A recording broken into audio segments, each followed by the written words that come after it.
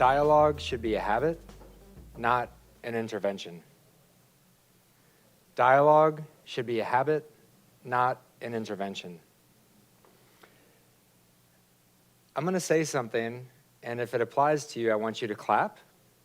Just one time, just one clap. And for those of you online, I want you to write yes, or if you're on Mural, go ahead and type something in. Clap if you've ever stopped speaking with someone over politics. That was more than I thought it would be. I appreciate you. That must really be hard. Next one. Clap if you've ever feared speaking up during team meetings. Okay, I think I heard a little bit more on that one.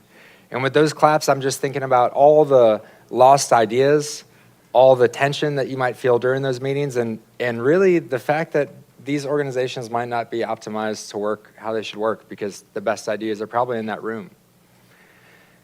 Now clap if you've experienced the discussion that went poorly. Okay, now we're really making some noise. I'd also like you to clap if you believe powerful questions can change the world. One more time? One more time? Okay. So it looks like all of us know the importance of this topic, and I agree with you. I know the power of questions, and I know how they can change things. I've seen it happen. My name's Hassan Ghiassi. I'm VP of Relationships here at Voltage Control, and I'm a facilitator. I started my facilitation journey back 16 years ago. Let me be more specific. I decided 16 years ago to facilitate discussions each and every week. So I have a lot of reps. And out of all those experiences, I've really seen some beautiful things, but there's one key moment that really changed everything for me, and a tool that I think I've found, and I want to share that with you today.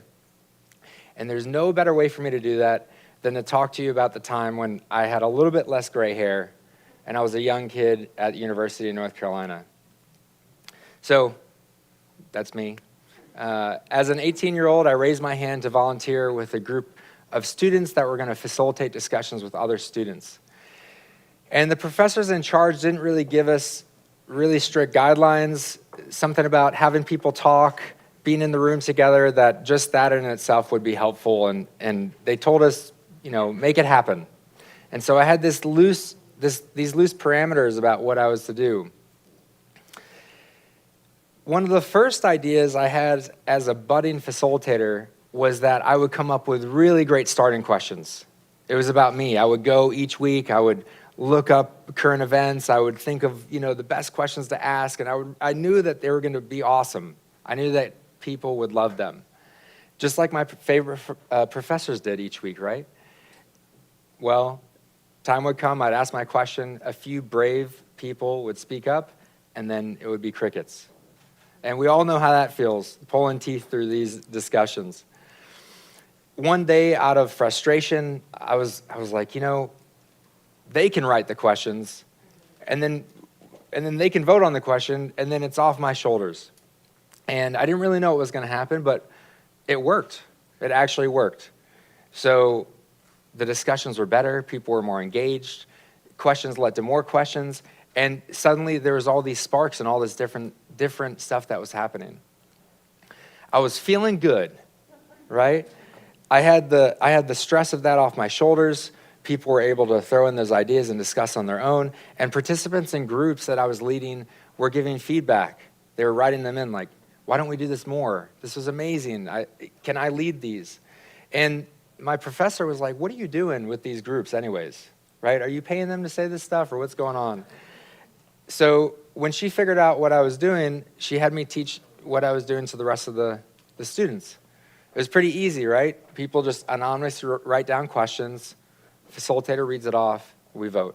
They have buy-in, and the discussion sparks that way. The program was going so well, we ended up training other students, and then the freshman experience coordinators as well. So it was really taking off, and for me, it was this volunteer opportunity that turned into this thing that was creating the impact that I really was wanting to see in my life and in the world. And all these different students that I was able to meet with these different ideas. And then one day it happened. I was leading a group, and someone wrote in this question, is God real?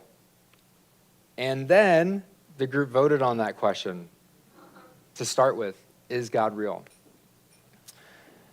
So I asked the question, person 1, yes, and Jesus died for our sins. Person 2, no, God isn't real. It's just made up so people will have rules. Person 3, maybe it's a bit of both, right? God is real, but people make rules. And I noticed at that moment that there was a lot of energy in the room to share. There was a lot of opinions. And as a facilitator, I was listening to all these voices, and I knew that how important it was that everyone during this experience and how to make it easier for them to share, to be understood, to understand themselves and to understand others. And we never really had a question this difficult before.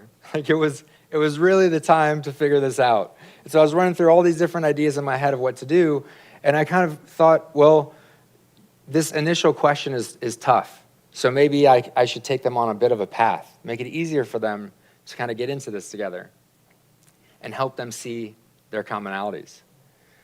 And I knew I wanted to create the best possible process to lead to the best possible outcome for the group as a whole.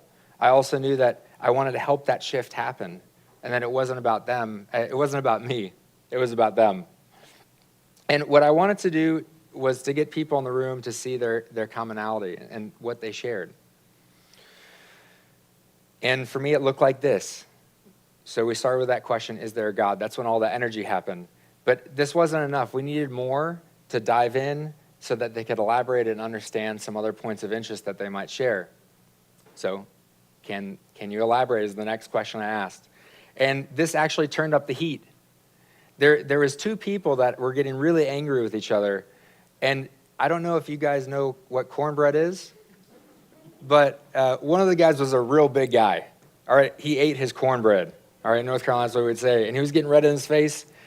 And there was a more academic guy with glasses on who was really good at talking down to people in a very academic way. It was not looking that good. You know, I was really worried that a fight might break out.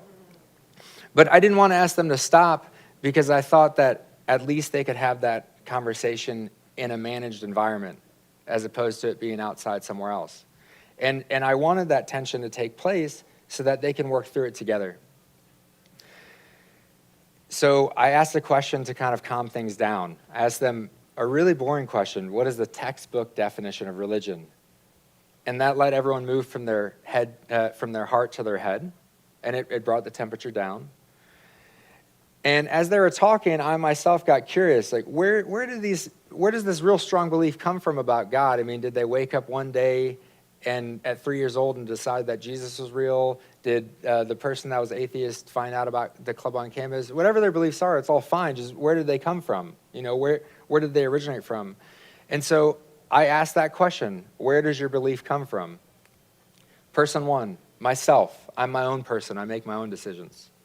Person 2, well, my parents are Christian and I'm Christian, so I guess my parents. Person 1 again, oh, actually, I'm also the same religion as my parents.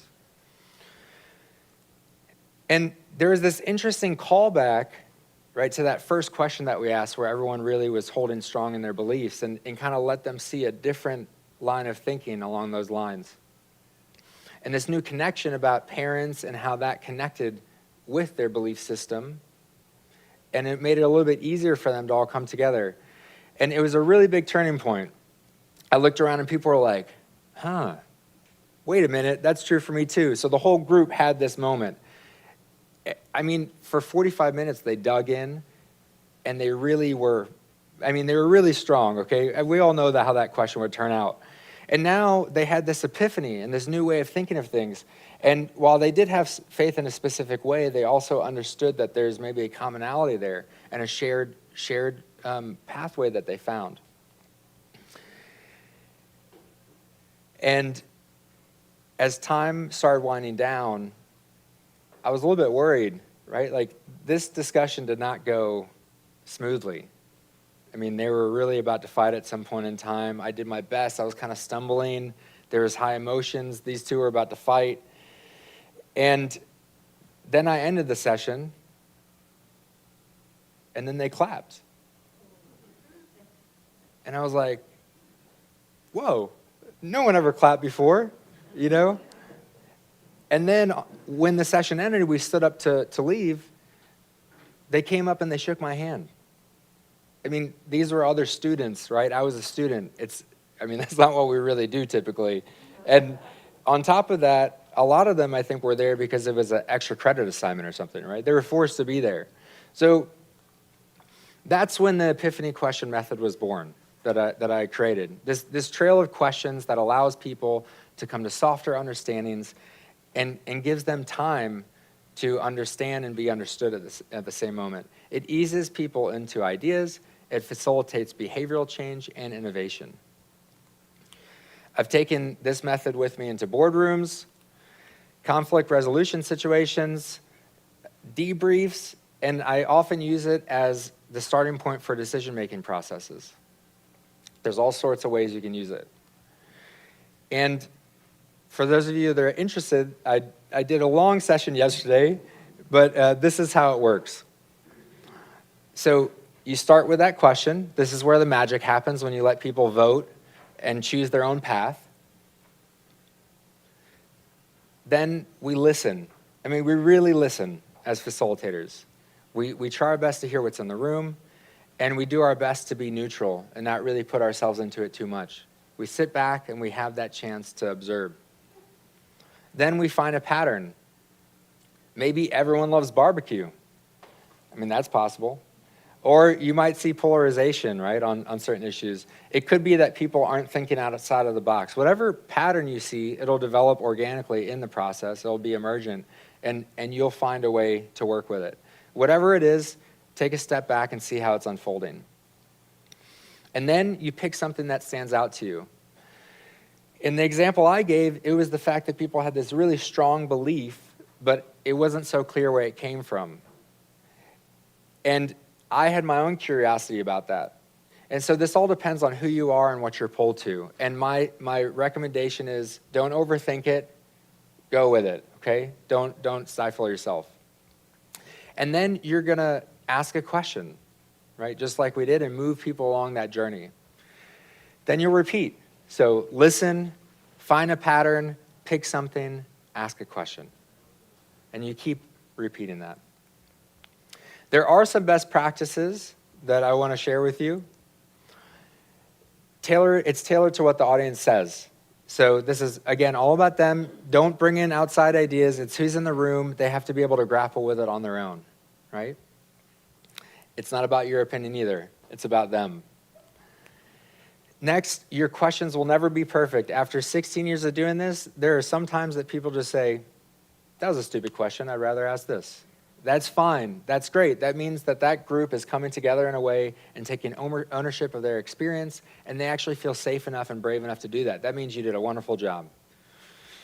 Next, it's a mindset. It's a philosophy. It's not rigid. So for those perfectionists in the room, it's not that every time you have to see that aha moment. It's just a journey, okay? It's a pathway. It's the way that you want to take them.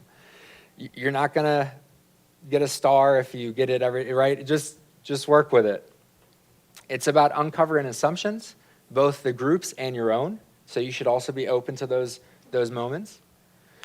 And it's an eye to shed light on the minority opinion. So if the majority of the group is thinking one way, I'm always looking to give light and give voice to the group that's a minority in that room, whichever that might be. And that's it. That's the single most important thing I've learned leading groups over all these years. So I leave you with one final question. How will you approach your next discussion? Thank you.